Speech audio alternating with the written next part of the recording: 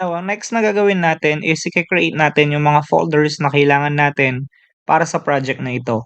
So, yung unang gagawin natin na folder is yung sa client natin. So, lalagay nyo lang client.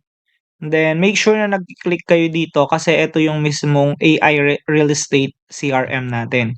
Huwag kayong mag-click dito kasi yung next folder na i-create natin, ma-under siya dito sa client. So, lalabas kayo, click nyo ulit itong folder. And then, ang lalagay natin ay server. So, click. Then, new folder ulit. Then, lalagay nyo naman dito ay docs. And then, new folder ulit. After ng docs natin will be yung database. So, after ng database natin, lalagay natin dito yung assets natin. So, after nyan, maglalagay tayo ng git ignore. So, ang gagawin nyo ay maglalagay kayo ng dot, tapos git ignore. So, yun yung ilalagay nyo. Then, after nyan, maglalagay tayo, or okay na yan.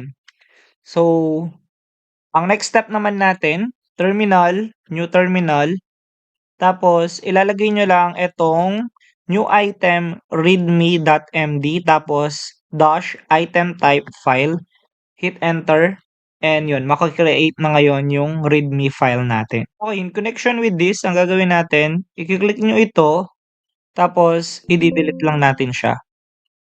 Okay, so pupunta tayo sa terminal. Sa terminal natin, ang gagawin natin, ilalagay nyo yung new item.gitignore dash item type file, hit enter, then to, makikreate na yung sa gitignore natin.